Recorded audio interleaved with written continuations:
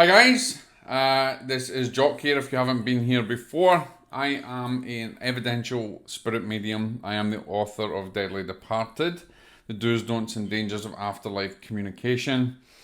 And if you haven't been to the channel before, then welcome and please subscribe, hit the notification bell so that you can be notified whenever I answer one of these questions and put out a video. And what I'm actually doing today is answering a question.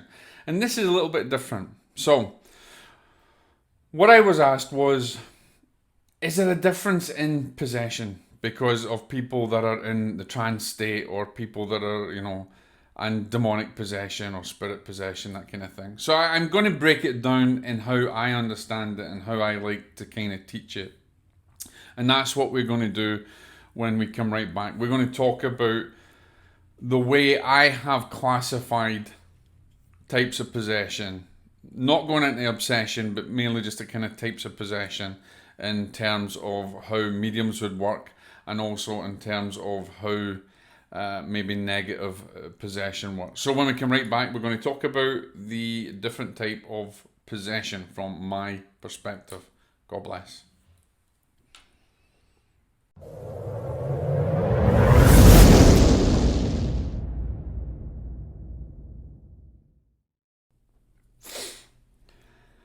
Welcome back, guys. Welcome to Deadly Departed, my Deadly Departed family, if you like. I'm having a little Nespresso, as you can see, one of my favourite things here.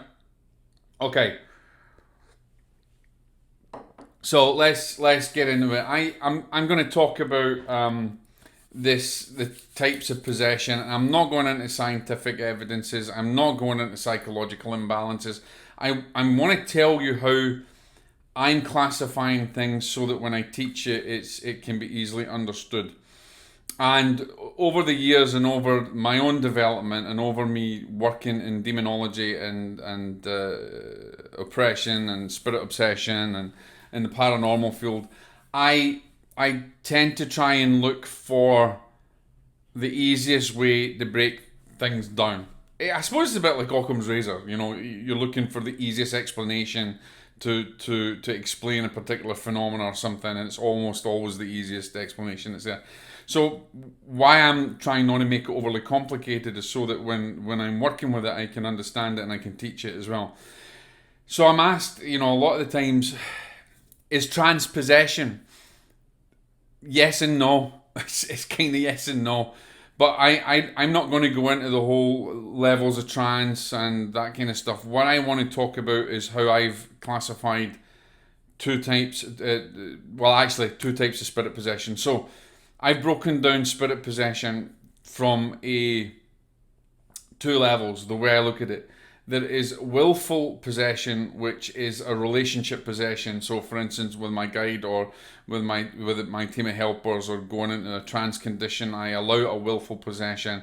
I allow the melding of my energies with their energies. I'm able to allow them to, shadow over me, come over me, then step into my my energy and my being, and then be able to control and communicate or manipulate my physical functions and aspects of the mind, so that the trance condition spirit can actually communicate. And so many mediums that are deep trance mediums will work in that same way. It is a relationship that they've allowed. They've developed it over a long period of time, and they have developed that relationship to such a strong vibration between them, between the spirit team, the spirit helpers, and the actual medium, to allow that willful, I like to call it. Now remember, this is my perception, but it's an easier way to try and teach it, a willful possessive state. Okay, willful meaning I'm willing it. I have a relationship. When physical mediums go into trance, like my friend Kai, who when he goes into deep trance, he is allowing that state to take place. His relationship is so strong in such a way that he has developed this over a long period of time, and the discernment, everything's taken place. We know that there's no negative spirits there, and that's a willful, if you like, a willful possession. In the trance condition, where maybe I allow my spirit guide to come through and to speak through me, it's I have a close relationship, and I've allowed that. Okay, so I'm willing that on, and I have built that relationship over a period of time. And that is not just something that you would willy-nilly do in a circle. You wouldn't let someone, you can teach in a circle, and then all of a sudden somebody in your circle starts, throwing themselves around and, coughing and all that kind of stuff. And that's warning bells, that shouldn't be happening. They haven't developed a relationship there. It takes a long period of time to develop a relationship where the spirit can overshadow and the trance can come through. And deep trance, not light trance. You go and watch my video on trance channeling. You'll see it up here. I'll put a link up here to trance, the difference between the channeling and trance states, which I have my own feelings about. But I want to talk about the deep trance condition. So when a medium goes into the deep trance condition, they're allowing that relationship is built over a long period of time, and they are working in cohabitation, in conjunction with their spirit team and their spirit helpers, and that is allowed. That's been developed. It's safe. There's harmony there, and that's how we move through. Okay, so let's move on to the second point here. The second aspect of this possession is what I call intrusive possession. And I'm not going into obsession. I want to talk about intrusive possession. Intrusive possession obviously is when it's not allowed, okay? It is completely against your will, and for want of a better expression, it has been invited. So that spirit has been invited, whether you've played with a Ouija board, whether you've dabbled in the occult in some way, or you've opened yourself up during ritual, or you haven't taken the right precautions, and maybe you have a very low frequency, very low vibration because of your emotional state, your emotional condition, or maybe even people in your circle, and people in your circle that are sitting with you developing, you don't know their emotional state or their emotional condition, which is another reason why I don't really go for online circles. I don't like them. I don't think they're safe, and I have my own opinions on them. So, and the right reason is, really, if we're in a circle and we're in a trance circle, a development circle, and we can't measure really everybody's emotions and where they've been. We don't know what kind of day they've had. They may be lying to us when they come through the door. So there has to be a long relationship. There's no harmony that has to be built over a long period of time. So if there is a chink in the armor, okay, hang on. Cheers. Wished it was a Guinness. All right. If it was a chink in the armor, then there's a weakness there. If it's a broken link or a little bend in the link, then that's a weak point. It's a weak point where maybe something can gain entry. So intrusive possession, and while I'm not talking really about diabolical possession, it can lead up to that. But the intrusive possession where it's not willed. Okay, it's maybe where you often hear somebody in the trance or in the deep trance state where their guide have said, "Oh, hang on," I think it's happened in Leslie Flint's cases and stuff. There's someone trying to get through. There's someone trying to get in, and their spirit guides are protecting them and keeping that person, that spirit or that being out. That is like an intrusive possession. They're trying to intrude on your energy. They're trying to intrude in your psychic faculties. And intrusive possession can be incredibly dangerous. And so this is how I have I've also broken it down to intrusive and willful, not willful obsession, but intrusive obsession. Obsession's different. I'll go into that in another video. But the intrusive possession can almost happen when you're in the circle or when you're in a development stage and it's not allowed because there's maybe been some weakness there. Again, let me go back to the willful possessive state is the relationship that has been built over the years, built over the development where you're allowing spirit to work with you. You have trust there, you have harmony, you have love, you have that vibration where it's safe in the condition. But you know, you have to realize that just one little weak link in the chain, one little uh, point that a negative spirit or even a malevolent intelligence can see to get in, they will try and get in, and that's what I call intrusive possession. And they're trying to intrusively possess the medium or the person that's there, and that can happen when people say sometimes maybe take too much alcohol, or they've been drinking, and you know, or they've taken drugs or something, and they've weakened they've weakened themselves, and they've weakened the spiritual energy. Then you can possibly get this.